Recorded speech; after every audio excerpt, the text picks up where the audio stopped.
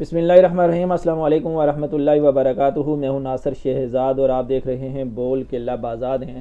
ناظرین، آج ہم بچوں کی تربیت کے حوالے سے کریں گے کہ آیا ہمیں کس مرحلے میں بچوں کی کون سی تربیت کرنی چاہیے، اور جب بچے ایک عمر کے ایک حصے تک پہنچے تو انہیں کون کون سی چیزیں جو ہے نا وہ ان کی زندگی کا حصہ بن جانی چاہیے۔ بچوں کی تربیت کے حوالے سے ہم اس لیے بھی زور دے رہے ہیں کیونکہ انہی بچوں نے کل جا کر ایک خاندان کی بنیاد رکھنی ہوتی ہے۔ آج کا بچہ کل کا ایک خاندان ہوتا ہے، اس لیے آج کے بچے اگر ان کی صحیح تربیت ہوگی، ان کی صحیح تعلیم ہوگی، وہ ایک سلیقہ مند انسان ہوں گے تو کل جو خاندان ایک نیا خاندان بنے گا، مسلم معاشرہ بنے گا، اس میں اس کا وہ حصہ بنیں گے تو ایک اچھا اور خوبصورت معاشرہ وہ بنے گا۔ ہمارے ہاں بدقسمتی سے یہ رواج بہت زیادہ پایا جاتا ہے کہ والدین کی جب بات بچے نہیں سنتے تو والدین یا تو ان کو کسی مدرسے میں بھیج دیتے ہیں یا کہیں ان کی ٹیوشن کا اہتمام کر کے ان کو جو ہی اسکول سے واپس آتے ہیں تو وہ سیکنڈ ٹائم ان کو ٹیوشن بھیج دیتے ہیں، اور ان کا ماٹو یہ ہوتا ہے جی چلیں ہمارے، میں زیادہ کی بات نہیں کر رہا، کہیں نہ کہیں تھوڑا بہت اس طرح کا ایک رواج پایا جاتا ہے۔ یہ میں بات کر رہا ہوں مڈل کلاس طبقے کی، جو بہت زیادہ پڑھے لکھے نہیں ہیں لیکن جو بہت ایجوکیٹڈ ہیں یا جو بہت امیر ترین ہیں، شاید ان کا رواج الگ سے ہو، لیکن چونکہ میں ایک مڈل کلاس طبقے کی بات کر رہا ہوں،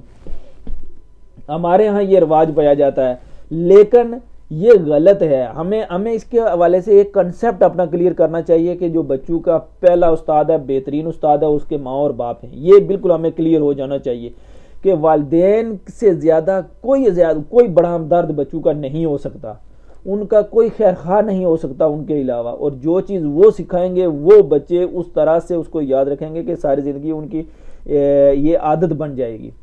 اس طرح ہمیں یہ بھی دیکھ لینا چاہیے کہ جو بچوں کی درسگاہ ہے، بہترین درسگاہ ہے، وہ اس کا گھر ہے، اس کے قریبی رشتہ دار ہیں، اس کا وہ معاشرہ ہے جس میں وہ بڑا ہوتا ہے اور چیزیں سیکھتا ہے۔ اس لیے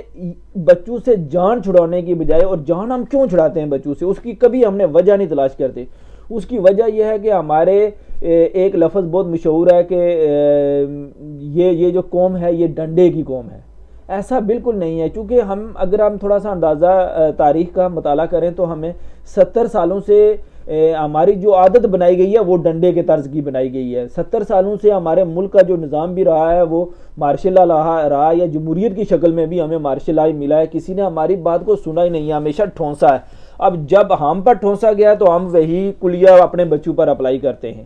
ہم جس دور میں داخل ہو چکے ہیں یہ دور اب کلیہ ٹھونسنے کا نہیں ہے، یہ آرگیومنٹ کا دور ہے، یہ بحث کرنے کا دور ہے، یہ چیزیں سمجھانے کا دور ہے، یہ گفت و شنید کرنے کا دور ہے۔ نہ تو ہم کسی کے اوپر کوئی چیز ٹھونس سکتے ہیں، نہ زبردستی دے سکتے ہیں۔ اس لیے اب اس دور کے والدین کو تھوڑا سا بدل کر اپنے بچوں سے گفت و شنید کرنی ہوگی،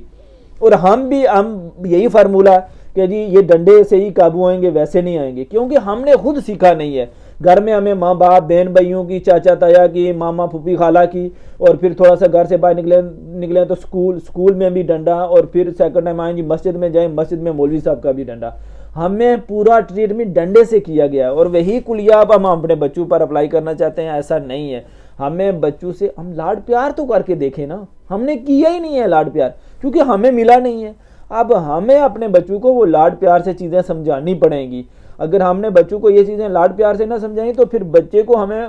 بچہ ہم سے بھاگنا شروع ہو جائے گا، ہم پھر تربیت نہیں کر سکیں گے، ہمارا بچہ ہم سے پھر ضائع ہو جائے گا۔ پھر ایک ایسی فصل جس کو ہم نے تیار کیا ہے، بڑی مصیبت سے اپنے پیٹ کے اندر رکھا ہے، اس کے لیے دن رات ایک کیا ہے، وہ فصل ہم سے ضائع ہو جائے گی۔ اس فصل کو بچانے کا طریقہ یہی ہے کہ ہم بچوں کے ساتھ لاڈ پیار سے چیزیں ان کو سمجھائیں، خود کریں اور وہ سیکھتے جائیں، ان کو بتائیں بھی نہ، خود کریں اور وہ سیکھتے جائیں، اور ساتھ ساتھ چیزیں جو بتانے والی ہیں وہ ان کو بتاتے جائیں۔ اس لیے ناظرین ہم نے ایک تھوڑا سا ایک فارمولہ جو ہے نا وہ آپ کے سامنے رکھنے کی کوشش کی ہے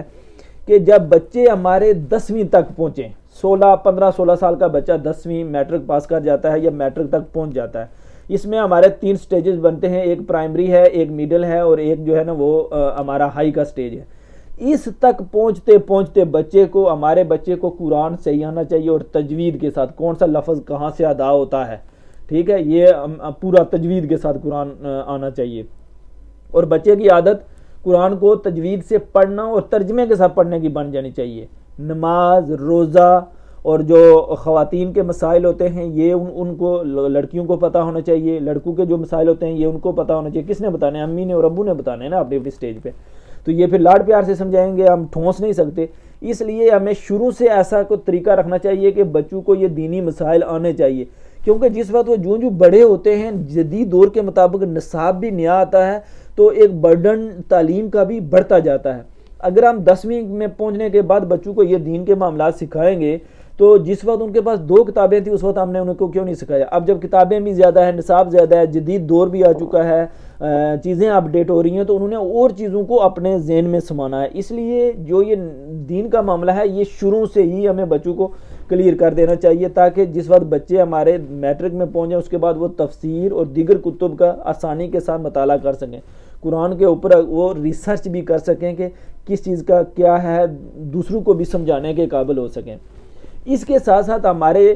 دیگر جو چیزیں گھریلو معاملات میں ہوتی ہیں کہ بچوں کو نشست و برخاست اٹھنا بیٹھنا کیسا ہے، مہمان کے ساتھ کیسے ڈیل کرنی ہے، چیزیں خریداری کے حوالے سے گھر کی چیزوں میں وہ انوالو ہونے چاہیے، بچیوں کو گھر کے معاملات میں مینیج کرنے کا پتہ چل جانا چاہیے، کھانا پکانا اور دیگر چیزوں کا، اس طرح بچوں کو باہر کے معاملات کا ڈیل کرنے کا پتہ چلنا چاہیے۔ کافی حد تک چیزیں ہمیں، جس طرح ہم یہ سمجھتے ہیں کہ ہمارے بچوں کو 15 16 یا 18 سال کا ہو جاتا ہے ڈرائیونگ آ جانی چاہیے، اس طرح 10ویں تک پہنچتے ہوئے اسے کوئی ایک ہنر آ جانا چاہیے۔ یہ چیزیں ہمیں تھوڑی سی محنت کر کے بچے کو 10ویں تک پہنچتے ہوئے جب وہ 15 16 سال کا ہوتا ہے اس کو باہر صورت ہمیں سکھانی چاہیے۔ اگر آج ہم نے ان بچوں کے اوپر توجہ نہ دی، ان کو ایک پٹری کے اوپر نہ چڑھایا،